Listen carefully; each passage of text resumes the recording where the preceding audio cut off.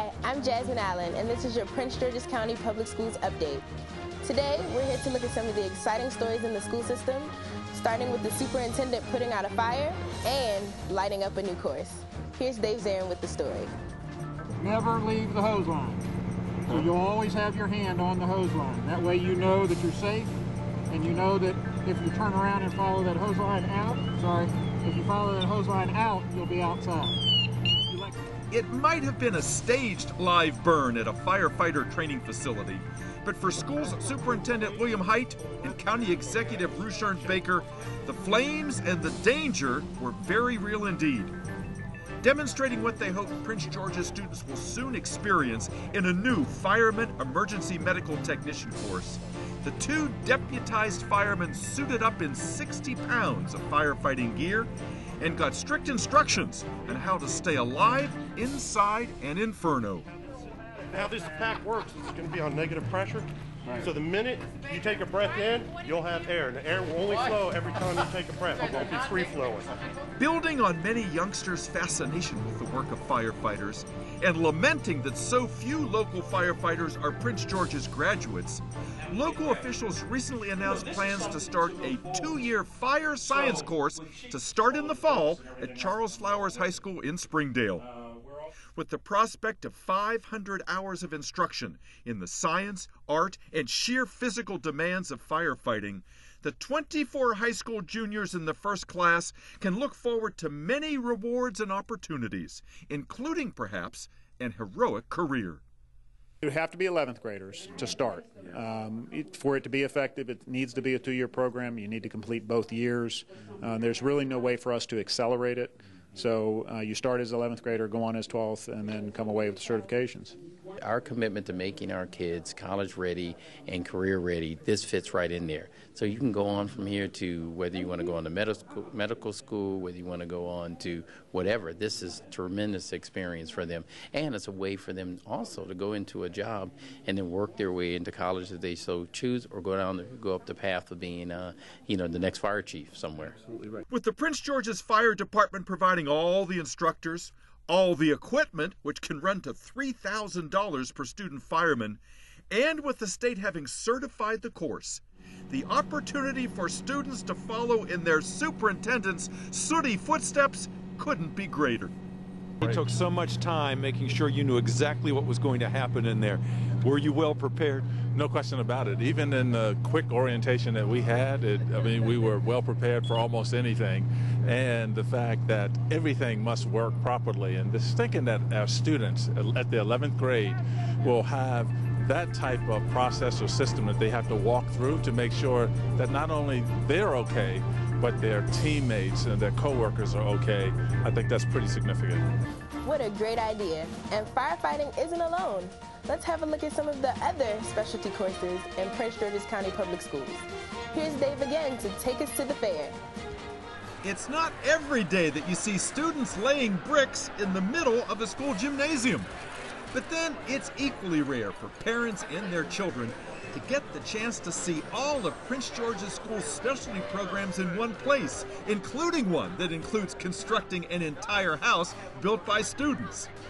For the 5th consecutive year, the school system's Specialty Showcase of Schools, held at Charles Flowers High School, highlighted dozens of programs for almost 1,000 families, all of whom were looking for a perfect academic fit for their children's talents and ambitions.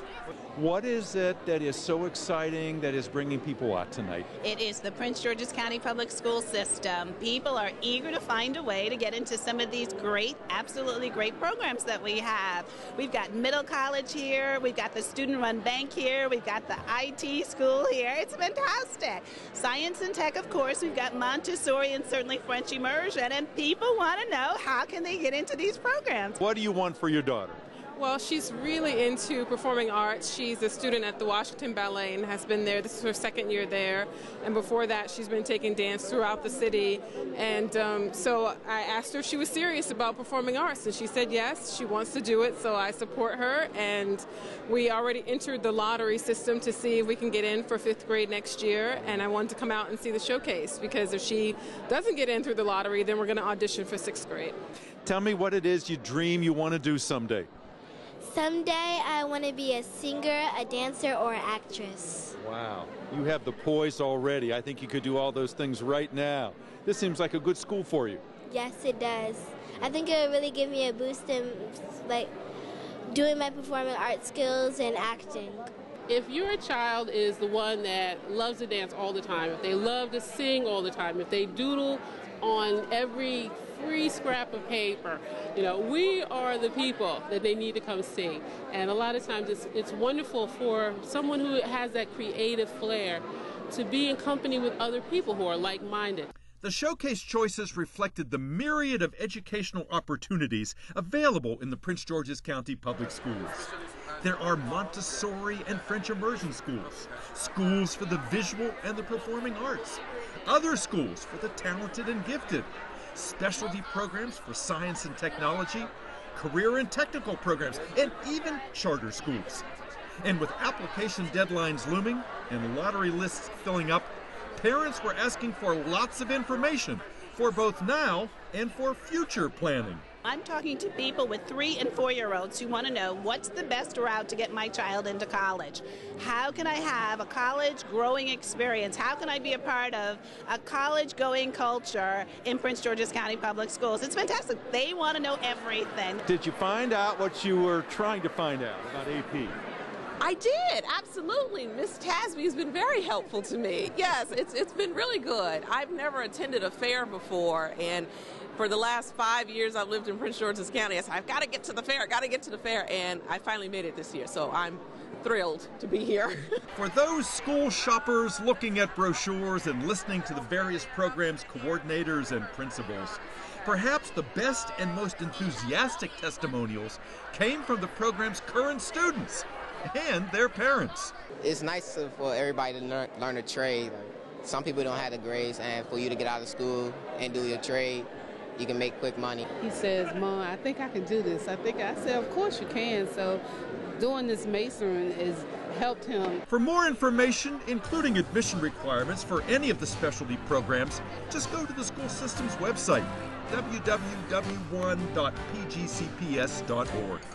Remember, the right program and often the right career starts with building a solid foundation, one brick at a time. Thanks, Dave. And we move from what is currently available to Prince George's County High School students to what will be available in the future. Here's Grant Kittleson with the story. It was a working breakfast for members of the Prince George's County community as they gathered with Dr. William R. Height, Superintendent of Schools, to discuss secondary school reform. The school system is counting on these community members to provide aid for each academy in the secondary school reform program that is scheduled to be fully implemented by the 2016-2017 school year. It's crucially important and extremely vital that we have the support of the community, businesses, higher education, nonprofits, to actually help provide students with experiences in their field so that our students are not only getting the textbook knowledge, but they also have the chance to get a real-world experience through an internship, a mentorship, through someone coming to their school or to their classroom to share the work that they do. And I think that's what we're looking, that students not only come to school every day, but they have a reason to come to school. The community members will also serve on advisory committees that will offer input to the programs being developed for each academy. We've come up with curriculum for some of the academies, but they're by no means set in stone. That's why we've invited our business partners to come in, not only to provide experiential opportunities for students, but to also help us as educators and as teachers to say, well, I've never worked in this industry. I've never worked in a hotel. I've never worked in a law firm. So what should I be teaching our students? And if what we've come up with is our best guess isn't quite on target, then we need to take that advice from those who are actually in the industry and make those modifications, make those adjustments, so that we're making sure that we're actually preparing our students for what they're going to face when they walk out of our doors. The goal of the secondary school reform program is to provide a skill set for each student that will enable them to get a job in their chosen field upon graduation. Students who will benefit from the advice given at the breakfast, they recently got to do a little bit of cooking of their own at Carmody Hills Elementary. Here's Grant Kittleson again.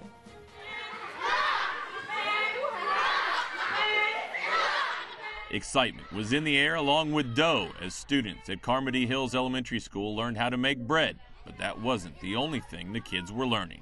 Students should be able to learn without even knowing they're learning, and that's what we do. We call it a hands-on, interactive, interdisciplinary approach to learning. That's our tagline for Breadmaking EZ, and the truth of the matter is, while they're playing, they're learning. One of the lessons that Breadmaking EZ made sure to emphasize had the students passing along the lessons they learned once they got home. We make it an action item for children to tell their parents certain things that they learned while they were here. In 90 minutes, we introduce a lot of concepts that the children become the teachers as they go home and as they also age and mature. Principal Roletta Alford also hopes to see the benefit of this lesson when the MSA tests are administered.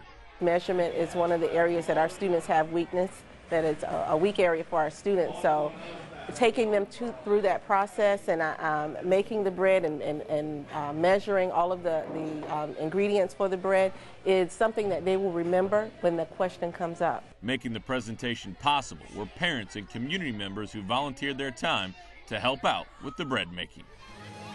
That's it for this edition of Update. For Grant Kittleson and Dave Zarin, this is Jasmine Allen. We look forward to seeing you next time for more good news from Prince George's County Public Schools.